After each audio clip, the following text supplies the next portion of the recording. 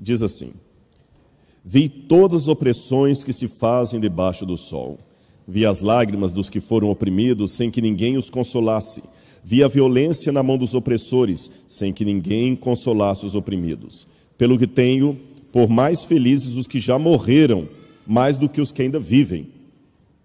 Olha bem, são mais felizes os que morreram dos que os que ainda vivem. Poxa, que livro é esse? Parece que é um convite ao suicídio. Uma vez alguém até falou, essa história que eu vou contar, às vezes ela é atribuída a Kafka, que é um escritor alemão muito famoso, também é um filósofo pessimista, às vezes é colocada ao Eclesiastes. Que um jovem uma vez chegou para um teólogo e falou assim: olha, eu estou lendo o livro do Eclesiastes e não estou entendendo. Aí o teólogo falou com ele: ainda bem que você não está entendendo, se estivesse você suicidaria. Que é um livro pessimista. Melhor é a casa onde tem luto do que a casa onde tem banquete. Tudo é vaidade.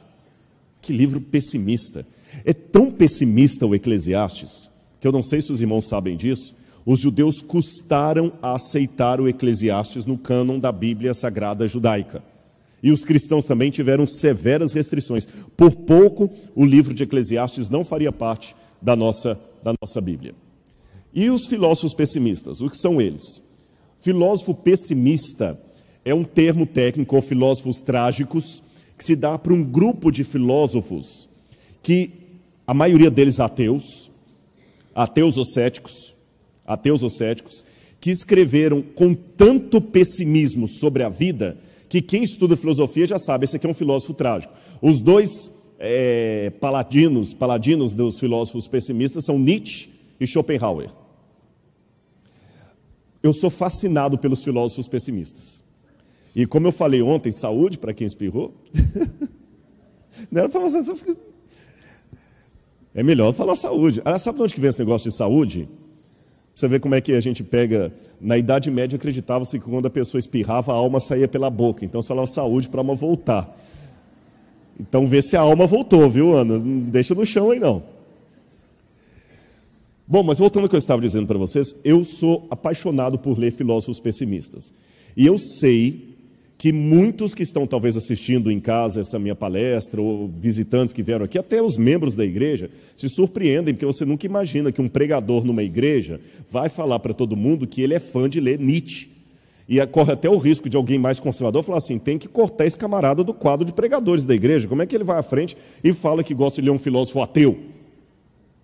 Mas eu falo com você porque, em primeiro lugar, que a própria Bíblia fala que a gente tem que examinar tudo e reter o que é bom. Eu acho que é um grande salto de qualidade intelectual você saber o que você concorda e o que você discorda num autor e saber separar. Acho que isso é o melhor. Isso que é o inteligente.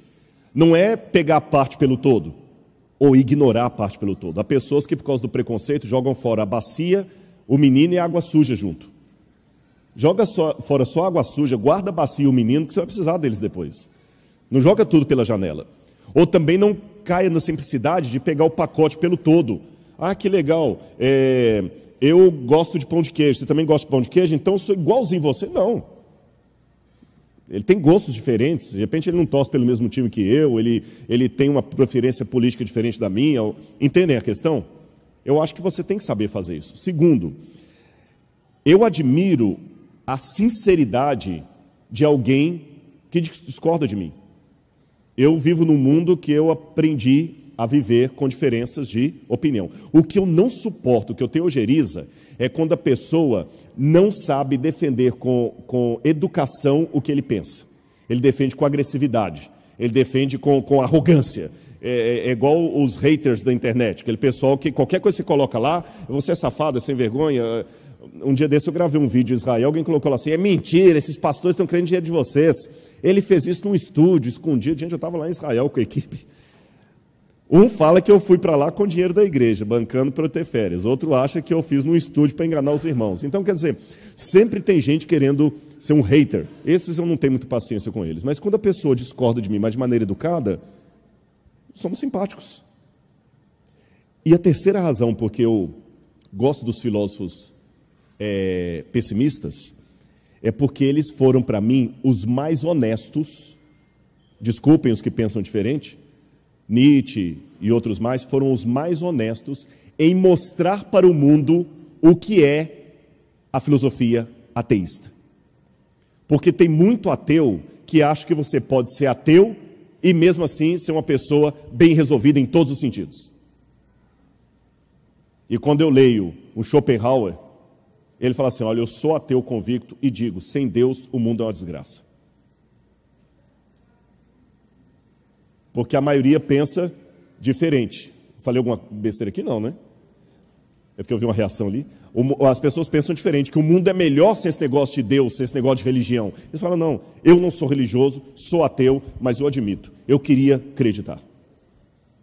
Então eu vou fazer uma comparação entre o pessimismo do livro de Eclesiastes, o pessimismo de alguns filósofos, vou pontuar só Nietzsche e Schopenhauer, porque se eu fosse trabalhar todos aqui, mesmo Nietzsche e Schopenhauer, se isso aqui for para alguém que é especialista em ambos, por favor, lembre-se que eu estou numa igreja, numa pregação, não estou numa tese doutoral que eu vou dissecar o autor e fazer uma exegese dele, uma hermenêutica dele. Eu vou citar alguns pequenos pontos, e mesmo quem é especialista em Nietzsche, alguém às vezes chega a uma interpretação diferente da outra. Eu vou dar a minha. Tipo, eu falo assim, olha, eu leio Nietzsche, mas eu não vi desse jeito que você está vendo, não. Isso é normal no mundo da academia. Ficou claro, então? Disto posto, é só para você saber, além de Schopenhauer e Nietzsche, tem Kierkegaard, que não era ateu, mas também era considerado Søren Kierkegaard, que era um pessimista também. E na perspectiva de Schopenhauer, por exemplo, viver é sofrer com pequenos instantes de felicidade. Você nunca é feliz, dizia Schopenhauer. Você tem pequenos instantes de felicidade. Mas o normal é o sofrimento. Isso leva a considerar que a vida é absurda. Para o filósofo, a vida é dor, efemeridade, miséria. A existência é um completo sem sentido. Stephen Hawking está tentando provar aí que no ateísmo há um sentido para a vida, mas tem outros ateus, como para mim uma envergadura muito maior do que Richard Dawkins, que acham, não, por eu ser ateu, eu digo, a vida não tem sentido. A única salvação do homem é poder esperar o repouso do nada. No romantismo e na transição dos séculos que foram evidentes as correntes do pessimismo, estou falando do final do século XIX, início do século XX, ali quando Nietzsche passa a transição. Nietzsche morre em 1901, 1902, se eu não me engano, e em 1989, já nas beiras da loucura, é que ele escreveu que Deus morreu e toda aquela interpretação daquilo. O pensamento do vazio, do niilismo e do absurdo é visto não somente em filósofos, mas também em poetas, escritores, músicos. Fernando Pessoa dizia que o ser humano, olha essa frase de Fernando Pessoa, nós somos apenas um cadáver adiado. Chocante, não é? Somos apenas um cadáver adiado. A leitura que o Eclesiastes faz parte, com o pessimismo do Eclesiastes, é chamado na Bíblia de leitura sapiencial. Então, o que eu vou fazer aqui nesse pequeno diálogo? Agora vocês já sabem o que são os filósofos pessimistas, eu já dei o nome de alguns deles. Já ficou claro para todo mundo o que são filósofos pessimistas? É uma corrente filosófica, tá bom? Não é um cara que está de mal com a vida simplesmente, não, é uma corrente filosófica. Assim como você tem o existencialismo, você tem várias correntes, você tem aquilo ali. Então, eu vou pegar os filósofos agora, vou colocar na parede. Vamos conhecer agora essa parte da Bíblia que a gente chama de literatura sapiencial, ou livros de sabedoria, de poesia.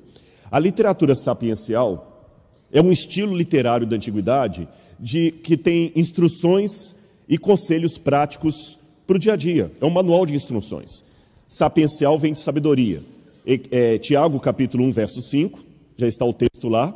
Segundo a Bíblia, se alguém tem falta de sabedoria, peça a Deus, e Ele a dará porque é generoso e dá com bondade a todos. Se você pedir sabedoria a Deus, Ele vai te dar.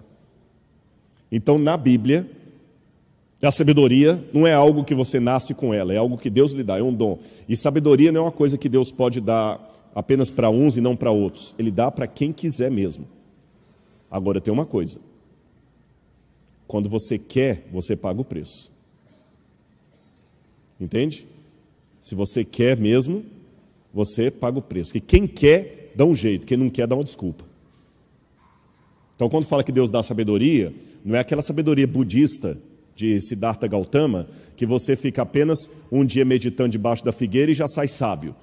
E passa em qualquer vestibular da FUVEST, aqui no Rio da UFRJ.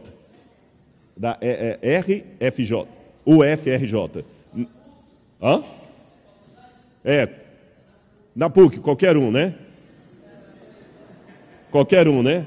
Seria tão fácil assim, né? Chegar, passa debaixo da figueira, chega lá, já passa o vestibular. Não é assim. Você tem que estudar.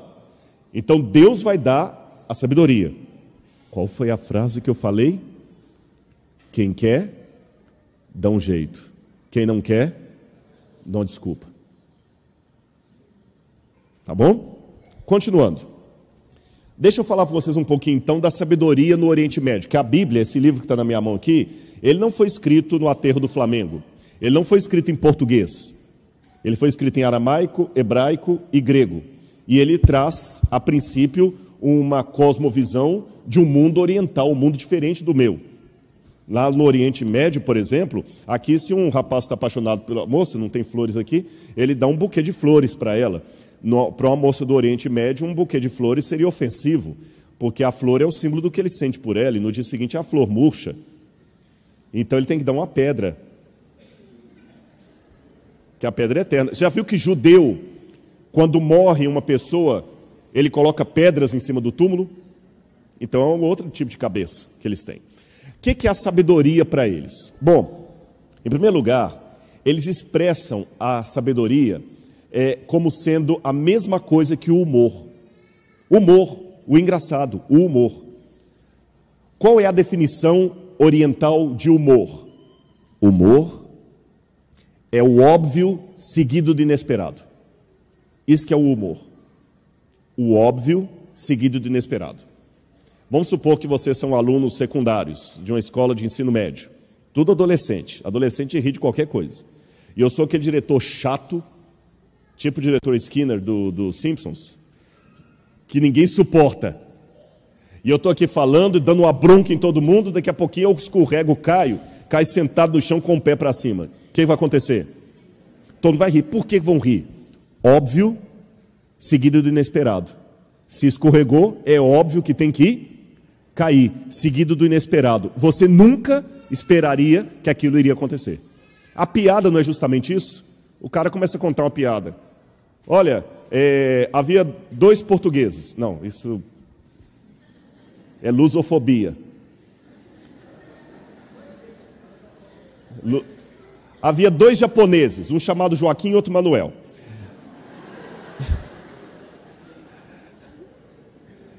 Isso é humor.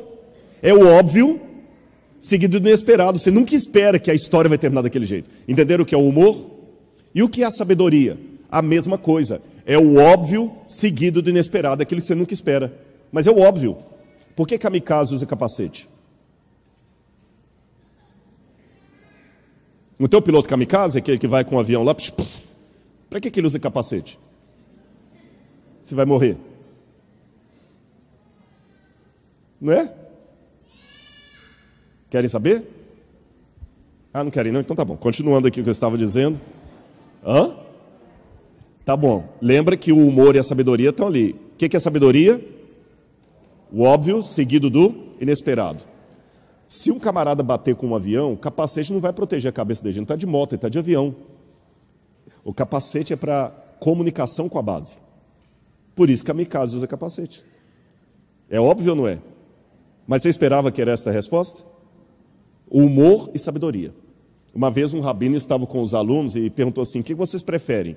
Um cavalo veloz ou um cavalo pangaré quase parando? Todo mundo falou assim: um cavalo veloz. E o senhor, professor? Depende. Depende de quê? Se eu estou do lado certo ou do lado errado da estrada. Se eu estou do lado errado, um cavalo veloz é uma desgraça, porque quando eu vi que estou errado, eu já estou muito longe. O óbvio seguido do inesperado. Agora é interessante que, quando eles iam colocar isso nos textos, principalmente na Bíblia, eles não colocavam em forma de tese, como a gente escreve. Quando eles iam falar uma coisa muito séria, eles usavam a poesia. Olha que interessante. Eu não sei se tem gente da área de letras aqui, mas no Ocidente, no Brasil, a gente pensa em poesia geralmente em romance. No Oriente Médio, a poesia e a música por tabela... Não é para tocar agora. Não é só... A música por tabela não era apenas o lado romântico, que é o que mais desperta, emotivo, era o lado intelectual. Por quê? A poesia e a música que eles colocavam na poesia era a melhor maneira que eles tinham de fazer um auditório que não tinha acesso à literatura decorar a mensagem. Então, olha que interessante, se eu estivesse vendo os tempos bíblicos e estivesse dando um sermão para vocês aqui, eu falaria em prosa. Quando eu parasse de falar em prosa e começasse a falar em poesia, na hora, espera aí que isso é importante. Porque começou a falar em poesia. E se aquela poesia fosse cantada, aí que todo mundo prestava atenção, que é algo para você decorar. A maioria das pessoas não sabiam ler nem escrever. Então, o acesso que elas tinham informação através da memória. Por isso que os livros de sabedoria eram colocados em forma de música e poesia. E a poesia não era rima nem métrica. Era paralelismo. Era paralelo. Não é batatinha quando nasce e se esparrama pelo chão. Não, mas que é? É isso mesmo, né? Mamãezinha quando dorme põe a mão no coração. É o contrário? Mamãezinha quando esparrama pelo chão põe a batatinha no coração. É mais ou menos isso aí. Entenderam então o ponto? Eles trabalhavam com paralelismo. Bom, eu quero terminar meu sermão aqui 9 horas. Tudo bem? Posso então brincar com vocês um pouquinho de Bíblia? Vamos conhecer a Bíblia? Querem? Porque eu falei dos filósofos pessimistas, vou falar do Eclesiástico, eu vou juntar os dois. Mas como professor eu quero que você saiba bem o que é um e o que é outro. Então vamos brincar um pouco com o texto bíblico? Olha, por exemplo, o Salmo 115, 4 a 7. Isso chama-se elipsis. Salmo, ou elipse. Elipsis é grego. Salmo 115, 4 a 7. A elipsis, eu vou explicar para vocês o que é. É quando eles colocam a música ou a poesia assim. O cachorro e a cadela. O galo e a galinha. O pombo. Aí o que você está esperando? A pomba, mas eu não falo de propósito. O fato de eu não falar produz na sua mente... Gente, eu estou falando do Oriente Médio Antigo, não estou falando que esse é o método que se usa hoje. Produz na sua mente uma necessidade de completar a frase. Aquilo ajuda na memorização. E muitos salmos usam essa técnica. Olha esse aqui, por exemplo, do 4 ao 7. Prata e ouro são os ídolos deles, obra das mãos de homens.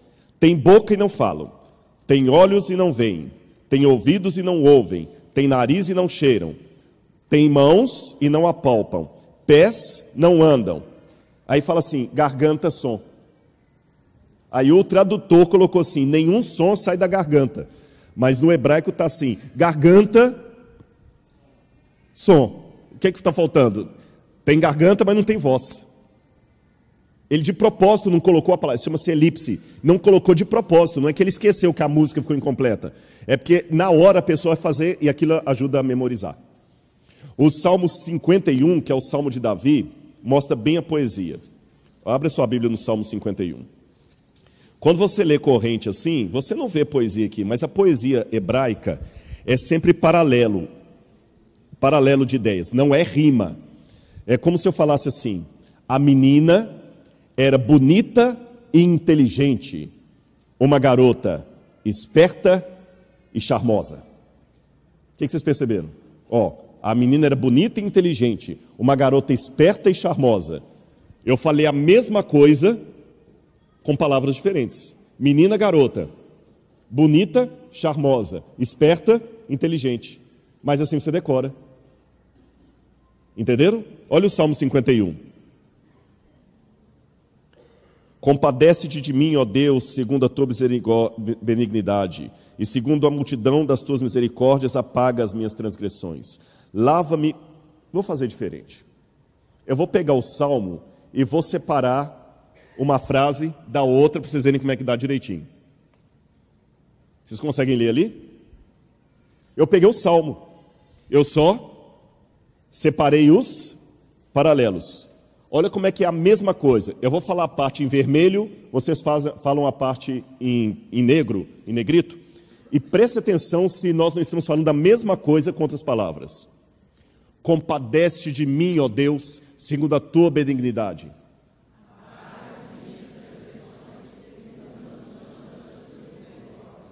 Lava-me completamente da minha iniquidade, pois eu conheço as minhas transgressões. Contra ti somente pequei, de sorte que és justificado em falares. Eis que eu nasci em iniquidade. Eis que desejas que a verdade esteja no íntimo. Purifica-me com esopo e ficarei limpo.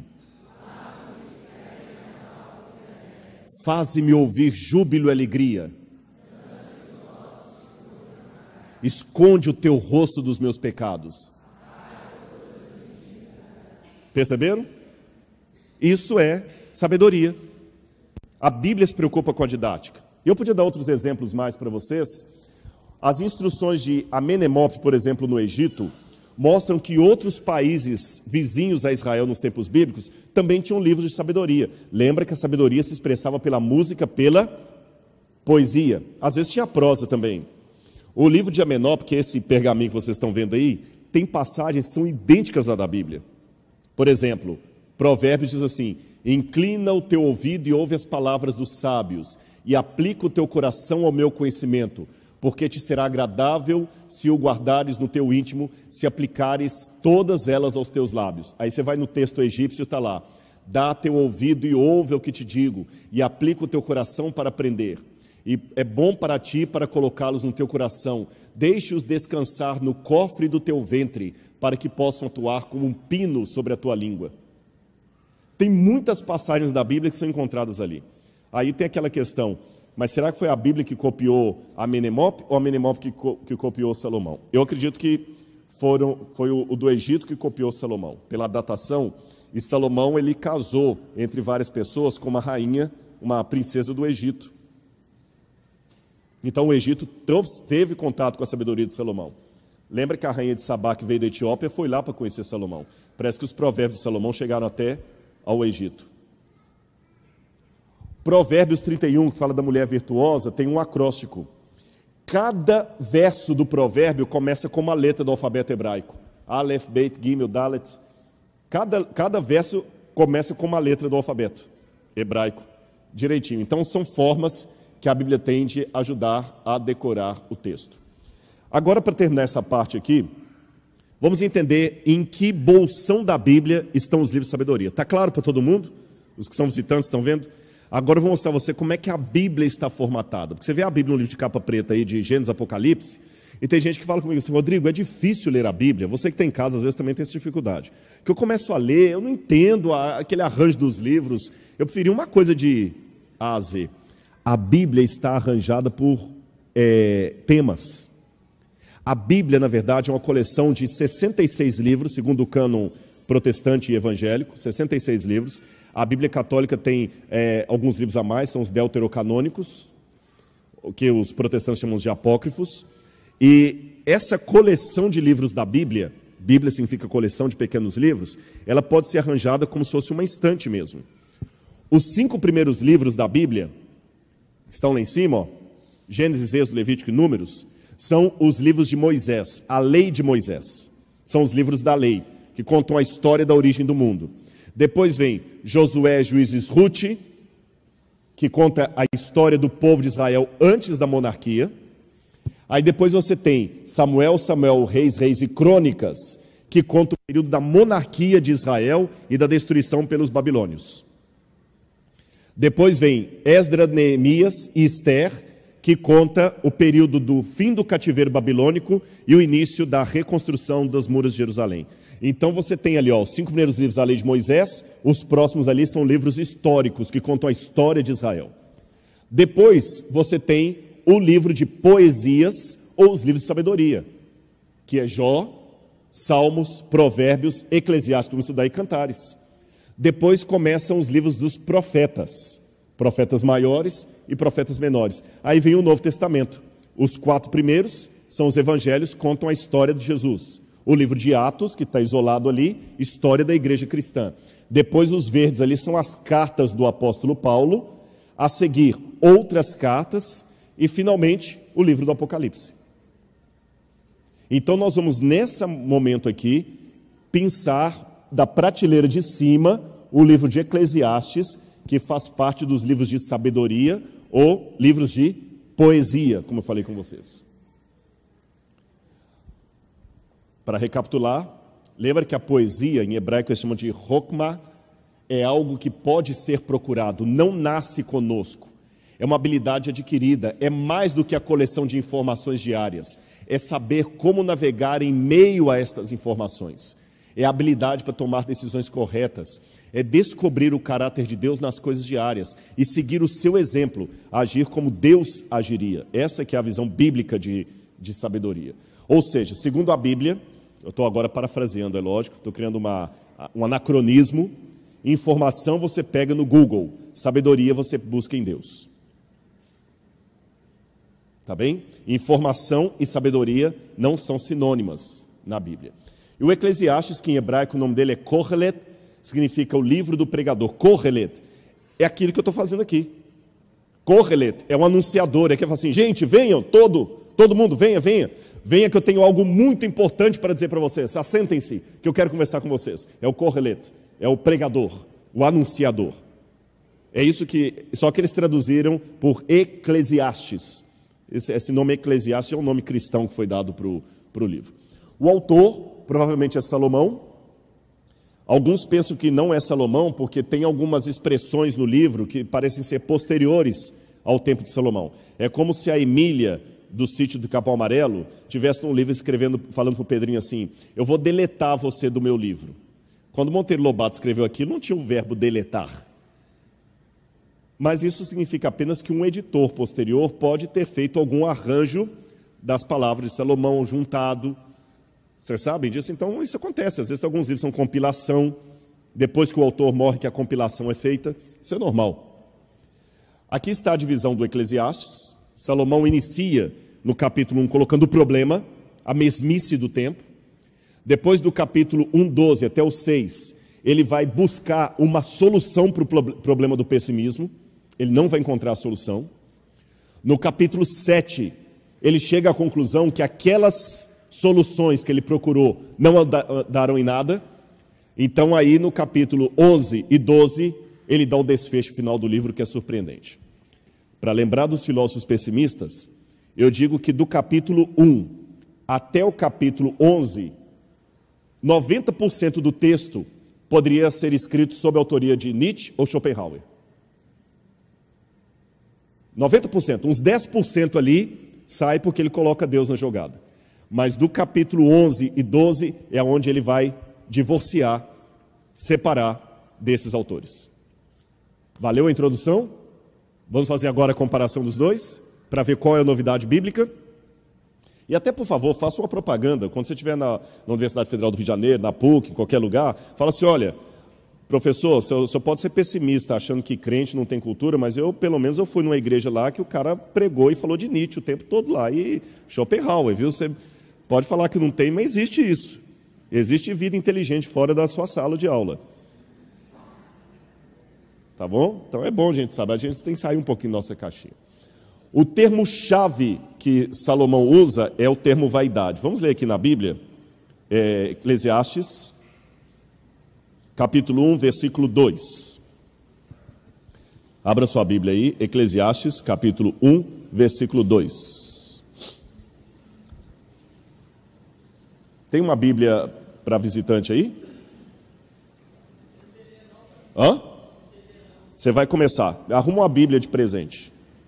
Sabe por quê? E olha, como é que você sabia que eu ia dar uma Bíblia para você? Vamos fazer um trato? Você tem fé? Eu vou te dar uma Bíblia de presente. Não sei daqui eles vão arrumar, não. Agora você viu. Eu vou te dar uma Bíblia de presente. Eu vou assinar essa Bíblia para você. E um dia você vai vir aqui na frente e vai ler essa Bíblia. Todo mundo vê que você aprendeu a ler. Fechado? Como é que é o seu nome? Ion Victor. João Victor. Sabe o que significa João Victor? João significa dádiva de Deus em hebraico e Victor significa vitorioso. Olha o significado do seu nome, hein? Ó, depois eu vou assinar para você e você tem um desafio. Deus vai te dar o privilégio que um dia você vai, aqui nessa igreja, chegar no púlpito e vai ler um versículo da Bíblia. Tá bom? No final você conversa comigo. Tá bom? De nada. Na verdade eu fiz caridade com o chapéu dos outros. Abençoei, exatamente. Eu vou. Você quer fazer uma oração comigo? Você acredita? Então vem cá. Vem cá. Sabe por quê? Rapaz, vem cá. Você quer que eu tire o sapato também? Deixa eu falar com você uma coisa. Tem muito, infelizmente, hoje, João Victor, faz de conta que ninguém está ouvindo a gente, não esquece o povo lá. Vou até ficar de costas para eles aqui. Infelizmente, no mundo hoje, existem algumas coisas, mesmo dentro das igrejas, que me chateiam. Às vezes tem preconceito, né? Você está sem graça porque você estava de coisa. Às vezes você chega de terno e gravata, o pessoal te trata de um jeito. Você chega de short assim, te tratam de outro. Eu quero te falar uma coisa que teve um dia, eu tinha 14 anos, que eu não tinha dinheiro para ir pegar o ônibus. Eu ficava esperando alguém me dar o dinheiro para voltar, eu morava longe para danar. E tinha um dia que uma irmã da igreja não veio, e eu tive que voltar a pé. Teve uma vez que eu passei fome, vendendo livro de porta em porta para fazer faculdade. Uma vez uma mulher, eu bati na porta para vender livro, chama colportagem. Você ouve essa palavra pela primeira vez, você vai ouvir muito essa palavra, colportagem. E uma mulher jogou água em mim. Sai daqui, vagabundo. Eu estava tentando estudar e eu vi vagabundo. E na minha casa não tinha apoio nenhum, que era violência doméstica. Eu tenho o meu cóccix quebrado até hoje, ninguém está ouvindo a gente, estou falando com você. Esquece os outros. Por violência, de meu irmão batendo em mim, meu irmão batendo no meu pai, eu vi os dois indo no caburão. E aquela vergonha. Mas eu botei uma meta na minha vida. Deus, se o Senhor me dá uma força, eu vou mudar de vida. E se Deus te colocou sentado ali, é porque Deus me trouxe aqui, talvez nem foi para falar só para eles, foi para falar para você que Ele tem uma meta para você. Isso aqui não fazia parte do sermão. Eu não combinei, nem estou com sensacionalismo, nem estou querendo seu dinheiro. Eu estou querendo que você tenha uma vida como eu tenho, porque se você acreditar em Deus, eu sou você amanhã. Está abençoado, em nome de Jesus, viu? Tá bom? Agora tem uma coisa. Mas agora tem uma coisa. Agora eu falei que eu ia falar com ele esquecendo de vocês. Agora eu vou falar com vocês esquecendo dele. Vocês pagaram minha passagem de avião. Sim, eu não vim para cá com o meu bolso, eu não tenho dinheiro para isso. Pastor adventista, a gente não cobra para pagar, fazer sermão. Eu acho que às vezes eu prego no igreja, pastor, você prega? Eu prego em várias igrejas não adventistas. E às vezes o pessoal, quanto você cobra? Eu falei, não cobro. Mas como? Não cobro. Aliás, cobro. Eu cobro a passagem para eu vir, e a única coisa que eu peço é para ficar num hotel mesmo simples, porque a gente fica mais à vontade. Vocês entendem? Não, você vai ficar na casa de um irmão, mas vocês não têm muito privacidade. Só isso que eu peço. Um hotel simples, não é, pastor Flávio? Está aqui, fique aqui, estou aqui feliz. Não é? E eu vim com muito prazer, numa agenda apertada. Mas agora eu quero falar uma coisa aqui. Para a honra e glória de Deus, eu vim atender vocês. Agora vocês têm que cuidar do João Victor. Porque se vocês não cuidarem desse menino, e a internet está mostrando, eu não sei quem vai cuidar desse moço. Vocês estão mostrando para os ateus que estão assistindo que evangelho realmente é tudo conversa para boi dormir, é para arrancar dinheiro do povo mesmo e que ninguém dá importância a ninguém. Ontem nós tivemos uma atriz da Globo que veio aqui à frente aceitando o apelo. Eu espero que vocês o tratem tão bem como tratariam aquela atriz da Globo. Porque ele é um filho de Deus. Eu não estou aqui no Rio para cuidar dele, mas vocês estão. Quem Deus vai tocar no coração para cuidar dele, eu não sei. Mas não me façam passar vergonha. E nem a Cristo. Porque como eu falei ontem, eu vi que tem várias visitas aqui, a única doutrina adventista que muita gente vai sair aqui é o comportamento seu nessa igreja. E a sua vida é a única Bíblia que muitos deles vão ler, em nome de Jesus, tá bom? Vamos fechar agora. Vamos voltar para o tema, senão daqui a pouquinho vocês não voltam mais. Porque já, gente, 15 para as 9, deixa eu ir. Não, e o pregador também tem que tomar vergonha. Já pensou, pastor Flávio? Ele me traz aqui, vem as visitas, aí eu anuncio o sermão. 120 razões porque eu sou um cristão. 4 horas depois do sermão, estou na razão número 5. Não fica mais ninguém. Fiquem tranquilos que eu vou terminar 9:05, 9:10 no máximo. Voltando. Eclesiastes capítulo 1, versículo 2. Vaidade e vaidade, diz o pregador. Tudo é vaidade. No hebraico, que é aqueles palavrões que vocês estão vendo ali, é um pouquinho diferente. Lá está escrito aqui, ó. Havel, Havalim. Sopro de sopro. Suspiro de suspiro. Que eles traduziram como vaidade, porque eles traduziram vaidade por causa do latim. Vanitas, vanitam. Vanitum. Vaidade. Mas não é bem vaidade que está no hebraico. Havel é um sopro assim, ó. Sabe quando você está cansado? Isso aqui em hebraico é Havel. Havel, Havalim, o construto. Quer dizer, sopro de sopro, suspiro de suspiro, vapor de vapor. Amor, kohelet. Suspiro de suspiro, diz o pregador. Havel, Havalim. Hakol, Havel. Suspiro de suspiro, diz o pregador. Ou vapor de vapor. Tudo é vapor, tudo é suspiro, tudo passa. É diferente da palavra ruach, que é vento em hebraico. Vento em hebraico é... Mas o Havel é um vento assim. Entenderam agora? Sim ou não? É isso que o Eclesiastes está falando que é a sua vida. Somos um cadáver adiado. Tudo passa. Essa foto aí de Rosa Camfield, uma senhora de 103 anos, que morava em Chandler, no Arizona, e ela tirou uma foto com uma bebê que foi batizada com o nome de Kylie. E eles tiraram a foto da senhora de 103 anos com a menininha. Viralizou essa foto aí na internet. Mas eu quero pegar um outro aspecto dessa foto. Essa senhorinha de 103 anos, que já não consegue mais andar, um dia foi um bebezinho como aquele. Correu, brincou, pulou. E aquele bebezinho, um dia vai ser, se não morrer antes, uma velhinha daquela. Ou seja, aqui eu vou voltar para os filósofos pessimistas.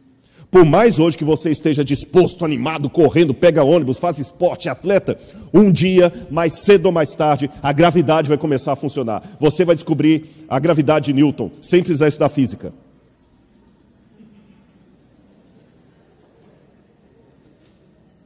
Você vai ver que ela existe. Quando você é jovem, você estuda a física, a gravidade. Quando você é velho, você descobre a gravidade. O corpo vai começar a doer. O cabelo vai ficar mais velho. Vai ficar mais em branco. E você vai envelhecer. E mesmo que hoje você tenha um câncer, e eu faço uma oração aqui, e Deus cure o seu câncer, e você dê um agradecimento à igreja porque Deus curou o seu câncer, mas daqui a alguns anos você vai morrer de qualquer jeito. Até as curas, até os milagres são provisórios. Essa é a vida. Vamos ser sinceros. Agora um pouco do Nietzsche e do Schopenhauer, para alegrar ainda mais essa noite triste que nós estamos aqui. Traduzindo um pouco o Schopenhauer, a vida e a morte, o nascer e o morrer, é o maior jogo de dados que conhecemos. Ansiosos, interessados, agitados, assistimos a cada partida da vida, porque a nossos olhos tudo se resume a isso. É partida. Olha para mim aqui. Eu estou representando os filósofos pessimistas e o Eclesiastes. Mais cedo ou mais tarde, você vai enterrar alguém que você ama. Mais cedo ou mais tarde. Ou vai morrer antes deles. Desculpe-me, mas eu estou sendo realista com você. Seu pai, sua mãe, que um dia você vai enterrar um dos dois. Ou vai ser enterrado por eles. Você está preparado para isso? Não. Mas é a verdade. A natureza, pelo contrário, é quase sempre sincera e nunca mente. porque ela contempla a partida com ar de indiferença, não se preocupa com a morte e com a vida do indivíduo, entregando a vida do animal e também do homem, e a todos os acasos, não fazendo o mínimo esforço para o salvar. Nós, sem querer, esmagamos um inseto, e nem percebe que matou o bichinho. A lesma morre, necessita de todo o meio, mas ela não tem nem como se defender, não tem como fugir. Na verdade, nós não temos como escapar, a gente sempre finge que não vai morrer. Mas vai. Esse contexto sempre dirigirá a vida de todos os homens e levará para a morte, um fim do qual não há escapatória. Logo, enquanto estiver vivo, o homem estará sempre condenado a sofrer de alguma maneira, seja pela dor, seja pelo tédio, seja pela morte, que é o seu destino inevitável, e desta maneira, viver já é estar condenado ao desespero de uma existência miserável que culminará e acarretará uma vida deplorável. Nós já nascemos condenados. E olha, esses dias eu estava no elevador e tinha uma fila, e tinha um senhor, né? Aí não, elevador, desculpa, foi no avião que aconteceu, não foi elevador. E estava todo mundo entrando, aí o senhor, pode? Eu falei, não, pode o senhor. Eu falei assim, vai que o avião cai, né? Ele falou, não, então pode ir primeiro. Eu falei, não adianta, mesmo que eu for primeiro, um dia vai cair para você também. Perceberam isso? É só uma questão de prazo. Um prazo que pode acontecer a qualquer momento. Cada minuto pode ser o último. A vida do homem não é mais do que uma luta pela existência com a certeza de ser vencida. Ateu, ateu. Isso aqui eu brinco. O livro que eu escrevi, que vai ser lançado daqui a 3 meses, eu faço uma chacota até com os ateus, os niilistas. Eu desafio um ateu niilista viver pelo niilismo que ele prega.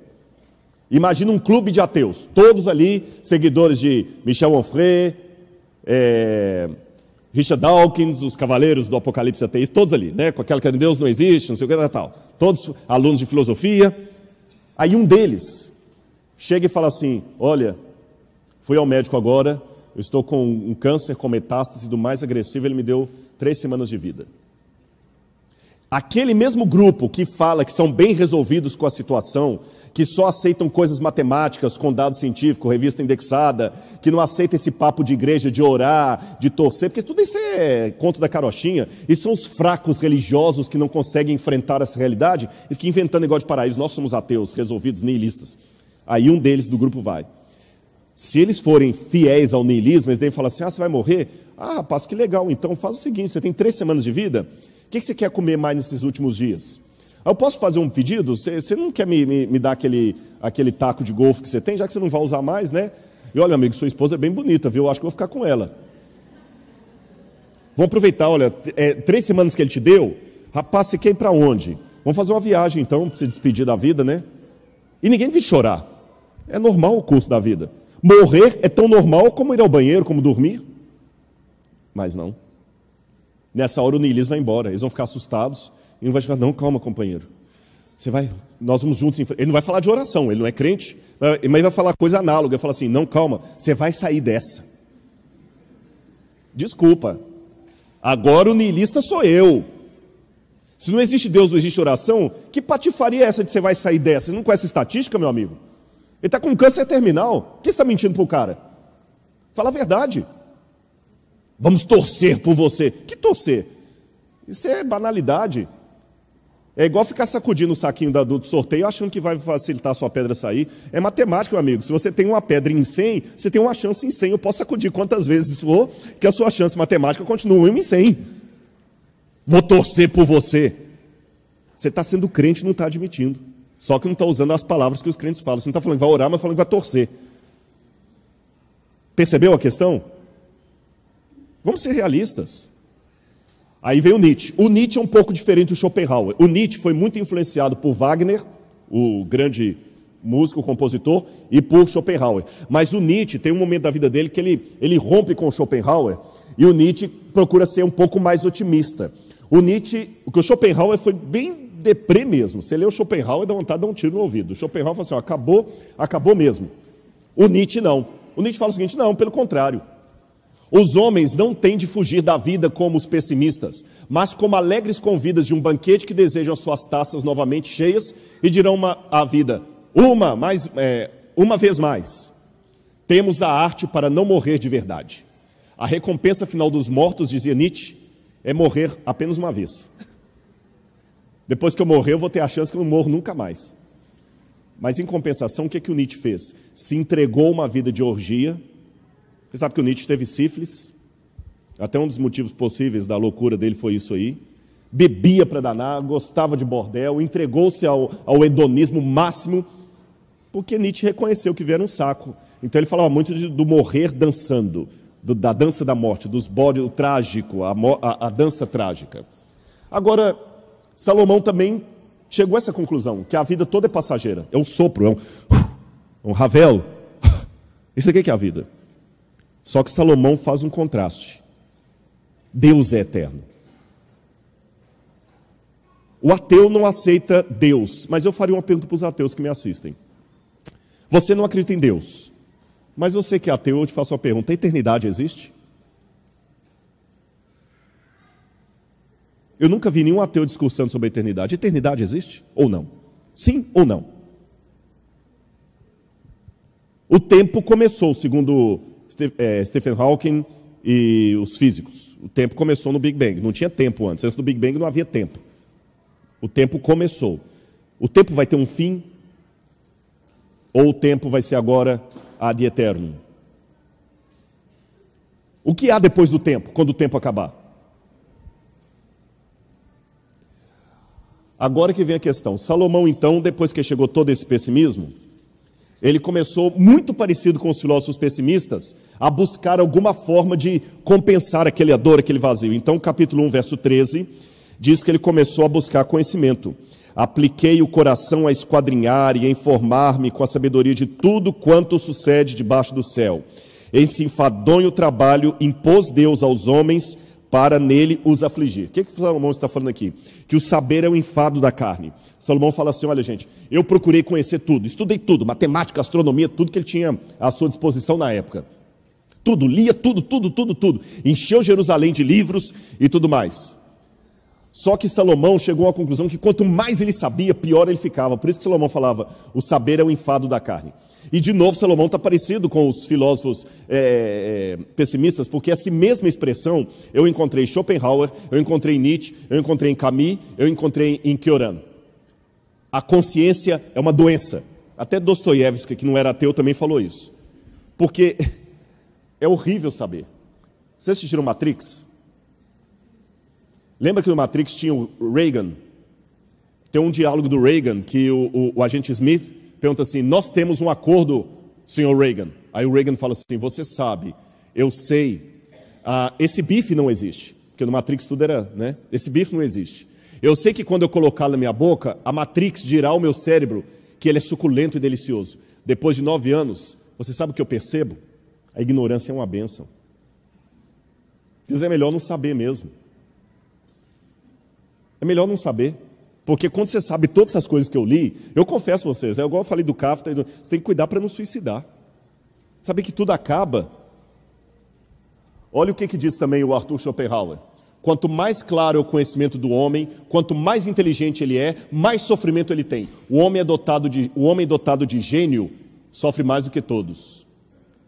Esse Wayne Luke escreveu um livro muito interessante sobre o problema que a sociedade hoje tem com o excesso de informação. E ele tem mostrado, vou passar um pouquinho mais rápido aqui por causa do tempo, que quanto mais sabemos, menos seguros nós ficamos. Quer um exemplo? Sabe quem tem mais medo de ir a médico? Outro médico. Que ele está na cirurgia, ele sabe coisas que eu, como leigo, não sei. Eu me entrego, vai. Principalmente quando é endoscopia. Ai, que delícia aquele negócio que eles põem. Não dá para fazer de novo, não? Dá uma sensação gostosa aquele negócio, né? Você está de boca aberta, é o negócio depois que você sai, você não pode dirigir. Mas você fala tanta bobagem. Ainda bem que as minhas bobagens todas deram para coisa de igreja. Fiquei feliz, viu? Eu tomei endoscopia uma vez, saí no hospital botando a mão na cabeça dos enfermeiros, orando. Graças a Deus, minha bobagem deu para esse lado aí. Mas a ignorância te protege. E hoje, com esse excesso de informação, a gente não está aguentando. Só para você ter noção, no século... o New York Times, hoje, tem mais informação do que uma pessoa adquiriria em toda a sua vida no século XIX, que morasse na Inglaterra. Até o final do ano estarão disponíveis mais de 3 bilhões de páginas na internet. Hoje existem no Brasil mais de 100 TVs a cabo, em diversas línguas, com diferentes especialidades. Há 100 anos, havia 200 revistas científicas indexadas no mundo. Hoje tem mais de 100 mil. Todos os anos é produzido 1,5 bilhão de gigabytes de informação impressa. Se essa informação fosse dividida para as pessoas, cada um tinha que ter um computador de 7 computadores pessoais em casa. Até o final do ano o excesso de informação já produziu até mesmo uma versão atualizada de hipocondríacos, são os cybercondríacos. Pessoas que não estão aguentando mais, e é verdade, você não aguenta mais tanta informação, é tanta coisa que tem que conhecer. A maioria dos sintomas hoje são sérios. Salomão viu que o excesso de informação não resolvia o problema da angústia dele. Os filósofos pessimistas também chegaram à mesma conclusão, que o excesso de informação, de diploma, de doutorado... Gente, eu fiz 2 doutorados e um pós-doutorado e continuo tendo diarreia como todo mundo. Pelo contrário, o que você mais sabe depois disso é o tanto de coisa que você não sabe. Se o pastor falava, Rodrigo, você pode vir aqui na igreja? Posso. É porque ele já sabe a área que eu falo. Você fala assim, faz um sermão aqui sobre psicologia do adolescente. Fala, não, desculpa, de jeito nenhum, não atrevo nem a abrir a boca. Você entende a questão? Aí Salomão, quando viu que não dava certo com o conhecimento, e os filósofos pessimistas também, Salomão tentou uma outra coisa: hedonismo, prazeres. Aí o livro de Eclesiastes fala que ele tentou tudo: acumular riquezas, posses, mulher, bebida, tudo que ele podia, tudo. Salomão teve não sei quantas concubinas e amantes, ele teve sexo com mulher de tudo enquanto é jeito. E provavelmente, até com homens. Porque o livro Patriarcas e Profetas e Reis diz que ele começou a ter até tendências efeminadas. Aliás, desculpe, eu espero que eu não receba agora nenhum processo e seja acusado de homofobia, mas eu tenho cá as minhas dúvidas, não sou psicólogo, se o excesso de casos de homossexualismo que nós estamos tendo hoje são casos reais de homossexualidade ou é modismo, porque o público já cansou, o sexo ficou tão banal que agora sexo com pessoa do mesmo sexo já perdeu a graça, agora tem que ser com o dia que ficar... porque, por exemplo, na Europa, agora já tem gente defendendo sexo com animais. Na Alemanha, agora, recentemente, teve um grupo lá querendo o direito de poder ter casamento com seus animais. Isso aqui não é fake news. Não é fake news. Tá bom? Eu poder ter relação com o meu animal e ser amparado por lei, isso. E um grupo de deputados não está querendo permitir que isso aconteça em Berlim. Não é fake news. Então tem um modismo. Salomão também. Porque o que é proibido só é proibido enquanto é raro. A hora que se torna parte da sua dia, perde a graça. Por isso que as pessoas, os velhos que gostam de droga, falam assim, hoje não faz maconha como antigamente. Não é que não faz maconha como antigamente. É porque você já está tão viciado que ela não faz mais o efeito que fazia antigamente. É esse que é o ponto. Bom, Salomão, então, de novo, não vou ler os textos bíblicos por causa do tempo, ele ficou frustrado. Ele ficou frustrado, porque tentou tudo aquilo também e não deu certo. O Nietzsche também. Olha o Schopenhauer, olha o que o Schopenhauer falou. A riqueza influencia-nos como a água do mar. Quanto mais bebemos, mais sede temos. E o Schopenhauer tem uma hora que ele fala o seguinte: a vida é uma constante oscilação entre a ânsia de ter e o tédio de possuir. Não é isso que nós temos hoje? Quer um exemplo? Eu tenho 47 anos. Parece mais novo. Eu uso produtos Jequiti.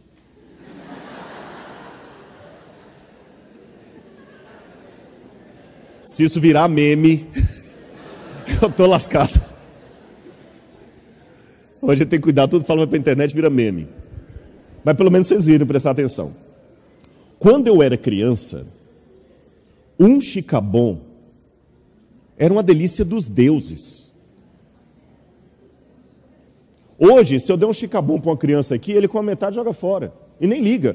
Quando eu era criança, a gente não podia comer uma coisa perto de criança, a criança ficava assim, ó. Até eles falavam que aguava. Tá de mim, ficou aguado. Não tinha esse negócio de ficar aguado? Hoje, para eles, eu não tenho essa graça. Por quê? Porque quando eu era criança, era muito raro você comer um chocolate. A mãe partia um pedacinho. Depois do almoço, um pedacinho. A caixa de bombom garoto em cima do guarda-roupa. Quantas sessões de terapia você não teve que resolver esse problema? E sempre chegava o seu irmão e pegava o serenata de amor, que era maior, e você ficava com aquele pequenininho. Hoje, como não tem mais isso, a criançada de hoje não tem mais o prazer com a comida que a gente tem. Mas, em compensação, estão mais acima do peso do que nós. Enfado da carne, enfado dos prazeres. Salomão percebeu isso, Nietzsche também percebeu. Eu falei com vocês que o Nietzsche terminou também frustrado. O dinheiro é bom, mas vocês sabiam que tem um limite do dinheiro? Uma universidade americana, ela fez um estudo lá, eu não vou delongá-lo aqui, que tem um limite do dinheiro, mesmo que você fique rico, se você ultrapassar aquele limite, você não consegue ter mais satisfação, pelo contrário, corre-se o risco de você ter mais e começar a se sentir menos realizado. E são estudos acadêmicos com revista científica produzida. O estudo mostra que assim que as pessoas atingem certo patamar financeiro, um aumento de renda tende a ser associado a uma satisfação reduzida com a vida e um menor nível de bem-estar. É porque é o seguinte, você ir à loja e querer comprar dois blazers, mas se o dinheiro só dá para levar um que você ficou juntando o mês todo, te dá uma satisfação. Você trouxe um, ficou feliz porque você lutou, você passou o mês todo querendo aquele blazer. E voltou já pensando em juntar dinheiro para comprar o outro. Mas a hora que eu passo a loja, eu posso comprar os 10 blazers, se eu quiser a loja toda, aquele prazer você não tem mais da conquista. É o tédio de possuir. Bom, agora eu termino meu sermão dizendo onde Salomão e os filósofos nihilistas, os filósofos pessimistas, trágicos, se afastam. Que até aqui, se eu ler Salomão, Nietzsche, Kafka e Schopenhauer, eu não vejo muita diferença, a não ser que Salomão fale de Deus, eles não. Agora eles se afastam, sabe por quê? Eclesiastes capítulo 3, versículo 11. Eclesiastes capítulo 3, versículo 11. Salomão admite uma coisa que os outros não admitiram. Tudo fez Deus formoso no seu tempo.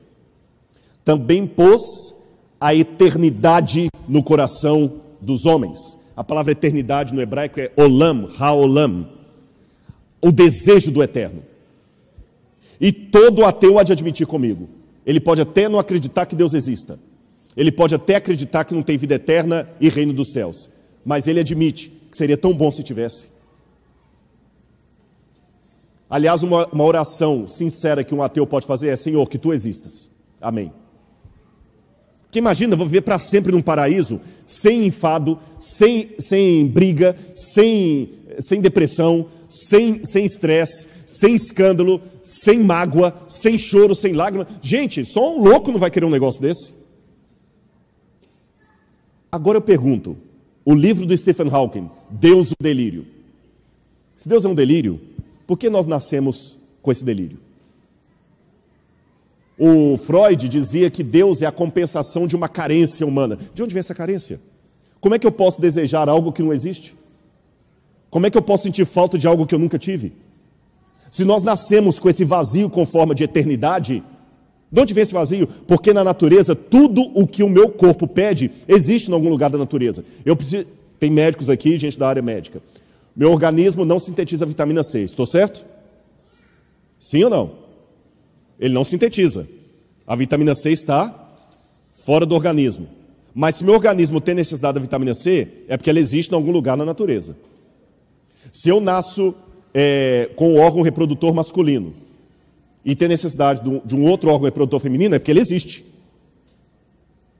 Se eu nasço com pulmões que precisam de oxigênio, é porque o oxigênio existe. Tudo o que o organismo precisa, de questões físicas e emocionais. Não são só as físicas. Existe. Eu tenho necessidade de afeto, existe o objeto do afeto. Eu tenho necessidade de Deus, Deus não existe. Então, de onde vem esse vazio? Salomão admitiu que existe algo que corresponde a esse vazio. Aí, por isso que aquelas coisas que nos abandonam mais cedo ou mais tarde, para Salomão não é um problema, porque tudo isso aqui é provisório. Tudo aquilo que vai me abandonar, a fama, a juventude, que um dia a juventude vai te abandonar, a fama vai te abandonar. Mas isso é provisório. Podem essas coisas que terminam em desaparecimento ser o bem real de nossa alma? Não. Eclesiastes 9, versos 6 a 7. Salomão fala: aproveita a vida. Come, bebe, tudo com moderação, é claro, não vai comer igual um louco. Curta a mulher da sua juventude, ele fala. Sabe por quê, Salomão disse? Porque essas coisas boas que você tem aqui não são apenas provisórias e passageiras, como eu diria na filosofia pessimista. Elas são, agora vem a visão bíblica, a degustação que Deus lhe permite ter em meio ao sofrimento, para que você saiba o banquete que Ele está se preparando no céu. Na filosofia pessimista, essas coisas, curte porque é só isso aí, acabou. Não tem outro mais. Então você está lá morrendo de fome, o cara vai te trazer um pedacinho daquele negócio gostoso, você come, cai num pedaço do buraco do dente ali, e o filósofo pessimista, o Nietzsche, o Schopenhauer, fala assim: olha, contenta com isso aí que acabou. Mas eu ainda estou com fome. Essa fome não existe, é psicológica, vai dizer Freud. Essa fome que você está tendo é a necessidade de uma comida que não existe. Tá, mas eu tinha um buraco no dente, ainda estou com dor de barriga, estou com fome. Aí vem o Schopenhauer e fala assim: admita a dor de barriga e fica agonizando no chão, porque é isso mesmo. Aí vem o Nietzsche e fala assim: não, faz o seguinte, começa a dançar igual um louco e fingindo que a dor não existe. E Salomão fala assim: não, meu amigo, o contrário, discordo deles. Aproveite esse gosto e deseje-o mais, porque ele é apenas uma degustação. O banquete ainda não foi servido. E aí eu termino com uma colocação do Dostoiévski, que Dostoiévski falava uma coisa muito interessante, e com essa eu termino para você em casa pensar. Todos nós somos como pássaros, almejando o voo, as alturas. Mas para você voar, você tem que ter a coragem de ter fé. Porque sabe o que é o voo? É você abrir as suas asas, olhar para baixo, ver a imensidão do vazio e nenhuma corda te segurando. E nós queremos voar. Mas os filósofos ateus, existencialistas, dizem que não existe céu. E nos convencem que a realidade e a vida é só esse planeta aqui mesmo e acabou, that's it. Então você se contenta como um pássaro dentro de uma gaiola. Você quer voar, mas não pode. A gaiola é o lugar onde habitam todas as certezas. Porque ali na gaiola, você não fica mais do que 10 centímetros do fundo da gaiola. Na hora que dá fome, o alpiste é colocado para você ali. E você come o alpiste. E canta uma música que quem está fora pensa até que é bonita, mas é um canto triste de um pássaro preso. Deus colocou a eternidade no seu coração. Deus colocou asas para você voar para o céu. Mas convenceram você, mentiram para você dizendo que o céu não existe. Por isso que as filosofias materialistas querem prender você nesse mundo, achando que a vida é só isso e acabou, e que é bobagem acreditar no céu. Aí você fica pessimista, comendo o seu alpiste, cantando para o seu dono, na certeza de uma gaiola existencialista que lhe fecha para algo muito melhor. Por isso que Salomão falou: eu posso ter começado como um pessimista, mas eu não termino meu livro como um pessimista.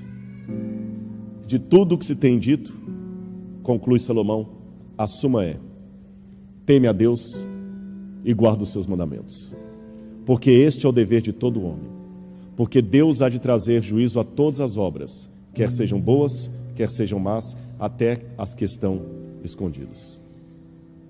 Com todo respeito aos meus amigos ateus, céticos, você pode até se contentar com a gaiola. Esse pássaro aqui preferiu voar. Que Deus abençoe cada um de vocês. Amém? Vamos ficar em pé e fazer a oração final.